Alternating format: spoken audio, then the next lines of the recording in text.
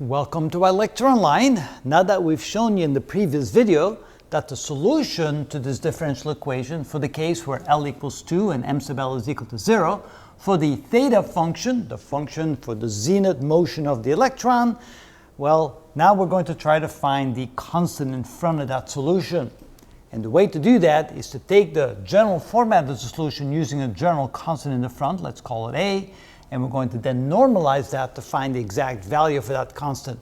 And that can be done by setting 1 equal to the integral from 0 to, from 0 to pi over 2. Since that only covers half the range, we'll have to multiply that times 2. And we're going to then square the function times d phi. And just like we've seen in previous videos, it will be easier to solve that using the f of x function rather than the theta of theta function. So in that case, we're going to then say that this is equal to 2 times the integral. Now the limits are going to go from 0 to 1 of f squared times dx. And of course, in this case, our function in general is going to be written as a times 3x squared minus 1. So this is going to be equal to 2a squared times the integral from 0 to 1. And the function then can be written as a quantity 3x squared minus 1 squared times dx. So this we're going to then solve for a, setting it equal to 1. That means the probability of finding the electron anywhere between minus pi over 2 to plus pi over 2, minus 90 degrees to plus 90 degrees, it can be solved by that equation. So let's work this out. So we get 1 is equal to 2a squared times the integral from 0 to 1. We multiply that out, we get 9x to the 4th minus 6x squared plus 1 times dx. And now we can go ahead and take the integral of that. This is equal to 2a squared times, that would be 9x to the 5th over 5, like this. Then we get minus 6x cubed over 3. And then here, the integral of that would simply be plus x, evaluated from 0 to 1.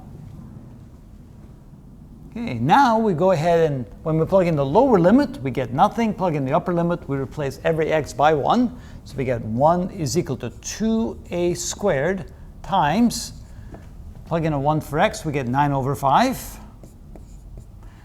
Here we get 6 divided by 3, which is 2. Plug in 1 for x, we get minus 2, this, and we get plus x, and that would be plus 1.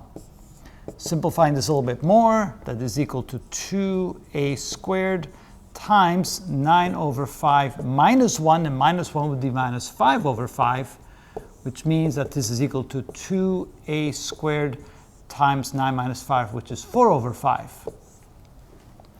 So that means we have 2 times 4, which is 8. We get 1 is equal to a squared times 8 over 5.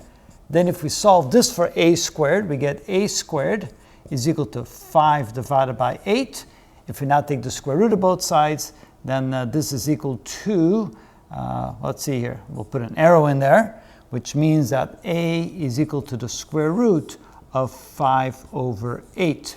Now, 8 can be written as 2 times 4, right? So this is equal to the square root of 5 over 2 times 4. So the 4 can be factored out. And then if we multiply both the top and bottom by 2, this can be written as 1/2 times the square root of 10 over n. Let's see here. It'll be the square root of 10 divided by 2, because if I multiply the bottom by 2, I get 4 times 4. So I can factor that out.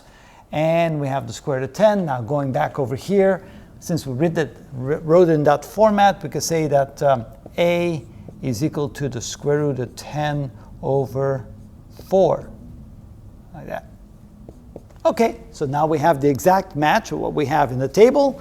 And you can see that, yes, in the previous video, we showed you that this is indeed the solution to the differential equation for the case where L equals 2 and m sub L equals 0.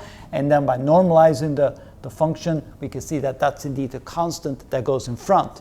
And so that's how we know, that's how we can solve for all the various forms of the equation theta, for all the various combinations of L and m sub L in the hydrogen atom. And that's how it's done.